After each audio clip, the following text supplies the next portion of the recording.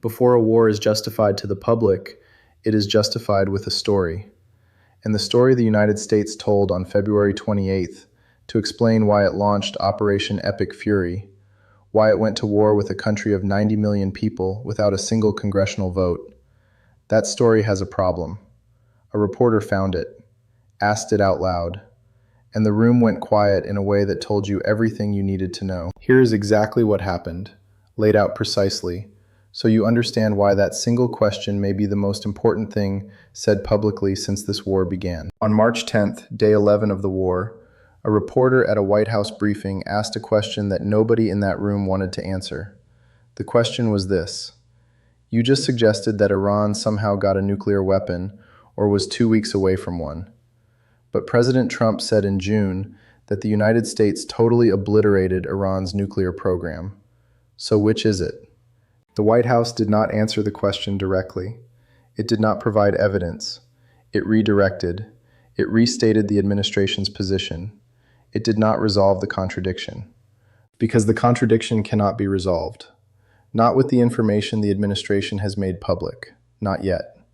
To understand why that question matters so much, you need to understand the exact sequence of events that led to it. June 2025. The United States and Israel launch Operation Midnight Hammer.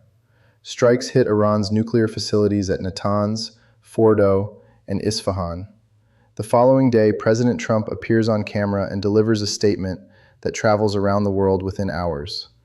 He says the United States totally obliterated Iran's nuclear program. His press secretary, Caroline Leavitt, follows up with language even more specific. She says, and this is a direct quote, "Everyone knows what happens when you drop 14 30,000-pound bombs perfectly on their targets. Total obliteration." Total obliteration. Those are the words the administration chose. Not degraded, not damaged, not set back by years. Total obliteration. That was June 2025. February 28th, 2026, 8 months later.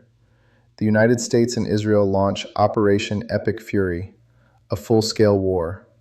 B-2 stealth bombers, Tomahawk cruise missiles, the killing of Iran's supreme leader. The most significant military operation in the Middle East since the Iraq War. The justification Trump gives to the American public is this: Iran was 2 weeks away from obtaining a nuclear weapon. 2 weeks. The country whose nuclear program was totally obliterated 8 months ago was now 2 weeks from a nuclear bomb. Those two statements exist in the same public record. They were both made by the same administration, and they cannot both be true. This is not a matter of political interpretation.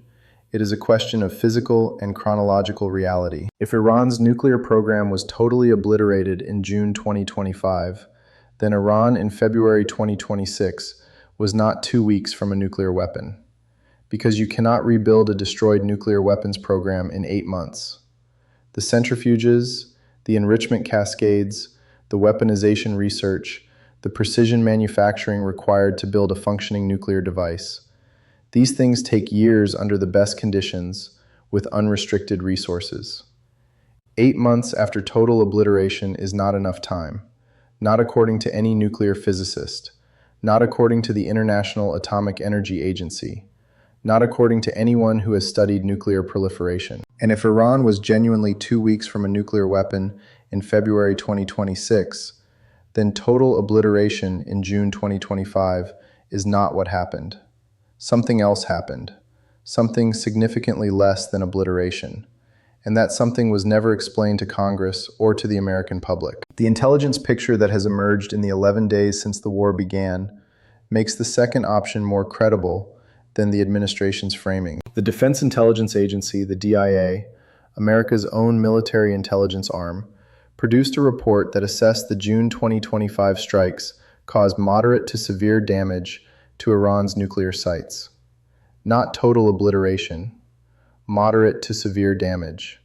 And critically, the report noted that much of Iran's stockpile of enriched uranium had been moved before the strikes took place. Moved before the strikes. Iran knew which facilities were the known facilities.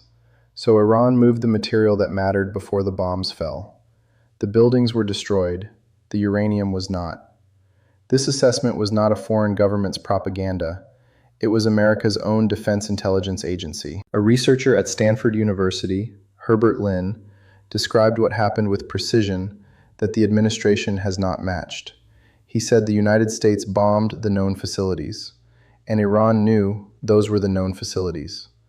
The implication is obvious to anyone who follows the logic. The claim that Iran was 2 weeks from a nuclear weapon has now been questioned not just by opposition politicians, but by members of the administration's own party and by senior officials within the administration itself. Senator Chris Coons, a Democrat on the Senate Foreign Relations Committee with access to classified intelligence briefings, stated publicly that he had seen no intelligence to suggest Iran was 2 weeks from a nuclear weapon. No intelligence. Not insufficient intelligence. No intelligence. Representative Bill Foster, the only physicist currently serving in the United States Congress, went further. He said that converting Iran's stockpile of enriched uranium into a functioning nuclear weapon would take months, potentially a year, not 2 weeks. And he said there was enough time to go to Congress, explain that negotiations had failed, and request formal authorization for military action. That authorization was never requested. The most significant statement may have come from within the administration itself. Secretary of State Marco Rubio, Trump's own Secretary of State, was asked directly about Iran's nuclear status in the period leading up to the war. His answer was 4 words. They are not enriching right now. They are not enriching right now. This is America's top diplomat, the man who represents the president's foreign policy, saying that Iran was not enriching uranium at the moment the administration was publicly claiming Iran was 2 weeks from a nuclear bomb. Enrichment is the essential first step of nuclear weapons production. Without active enrichment, you cannot be 2 weeks from a functional weapon. These two statements, Rubio's and Trump's, were made within days of each other. They describe opposite realities. Neither statement has been corrected. Neither has been reconciled. The administration has not explained how both can be accurate. 2 classified congressional briefings were held after the war began. Members of Congress who attended those briefings, speaking to reporters without attribution, said the briefings contained no assertion that Iran's nuclear program represented an imminent threat. No assertion of imminence. In the legal and constitutional framework that governs American military action, imminence is the threshold that justifies bypassing congressional authorization. Without imminence, there is no legal basis for a president to launch a war without a vote. That threshold was claimed publicly. It was not evidenced privately.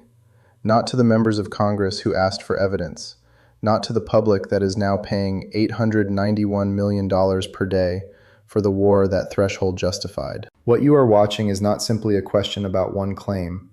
You are watching the foundational justification for this war develop structural fractures in real time, 11 days in, with no exit visible, with the bill already exceeding $10 billion, with over 1,200 civilian deaths confirmed, and with 3 American fighter jets shot down over Iranian airspace. The reporter who asked the question on March 10th was doing the job that reporters exist to do.